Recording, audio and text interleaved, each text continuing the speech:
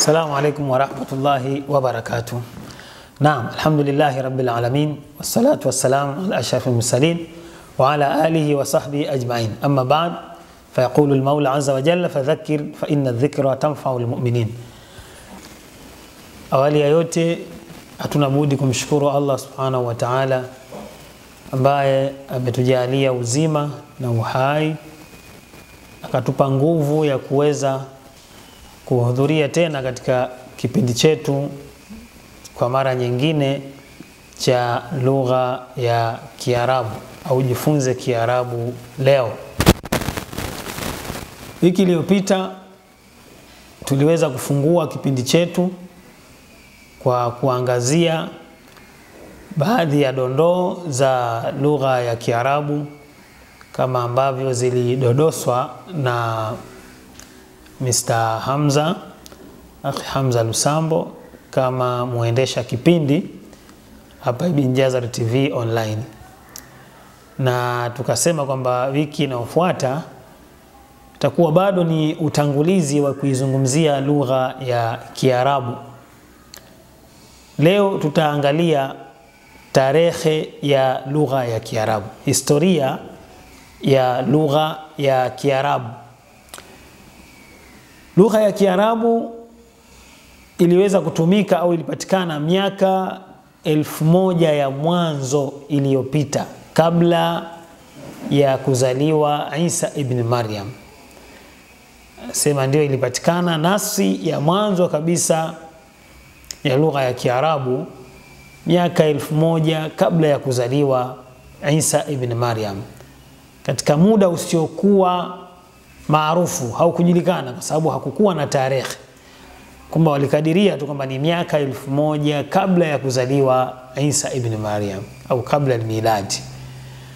Na katika kauli yenye nguvu kabisa kwamba lugha ya Kiarabu ilitumika kusini mwa Sham ambao ni Syria kwa sasa hivi, lakini vile vile kaskazini mashariki mwa Jazira al-Arabia, katika visiwa vya Waarabu. Kuna visiwa, kuna miji ambayo inafanana na visiwa, nasema shibhu jazirat al-Arabia, kwamba ni mfanano, inafanana na visiwa vya Arabuni. Kisha dalili mbalimbali zikaonesha ukuaji wa lugha ya Kiarabu kwa kasi zaidi hiyo miaka 100 kabla ya kuzaliwa Isa ibn Maryam.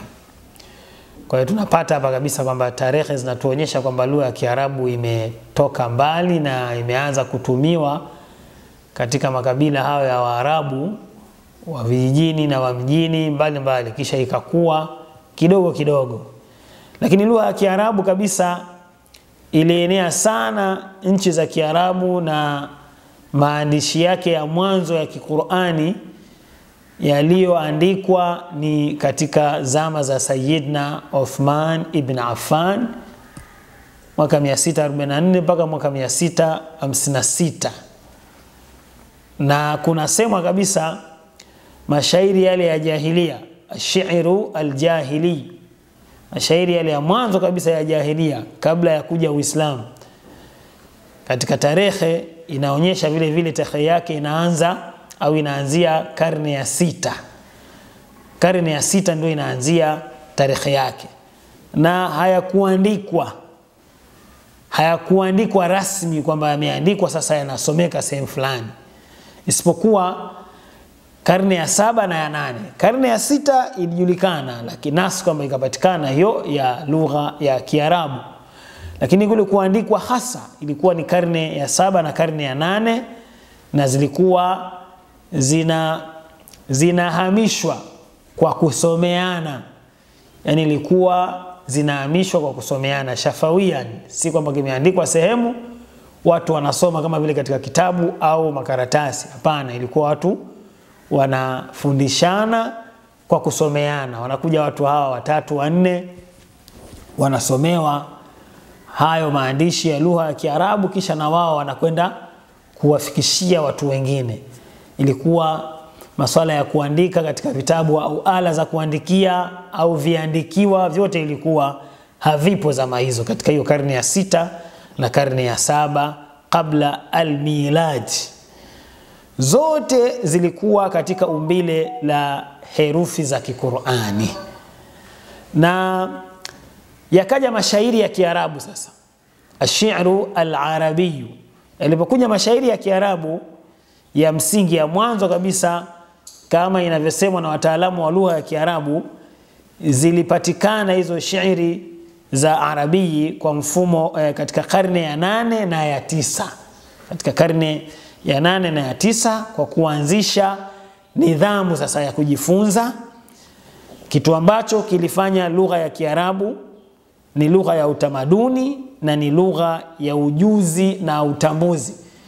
Sasa hapo ndipo zilipoanza sasa watu kuona kwamba lugha hii waifanye kuwa ni lugha rasmi, lughatun thaqafa wal ilmi, kwamba ni lugha sasa ya utamaduni wa Kiarabu. Sasa utumie lugha ya Kiarabu kama lugha ya kuwasiliana, lugha ya biashara, lugha ya watu kusomea vitu mbalimbali katika zama hizo ambazo ilikuwa ni miaka 1000 kabla ya kuzaliwa Isa ibn Maryam, ambayo ilikuwa hiyo ni karne ya 8 na ya 9. Sasa tayari watu wakaona umuhimu wake na wakaweka nidhamu hizo kwamba hii lugha sasa tuipangilie utaratibu maalumu, kwamba jinsi gani sasa watu watajifundisha, jinsi gani watu watawafundisha watu wengine, watu watawasiliana vipi na watu wageni ambao hawajui lugha hii.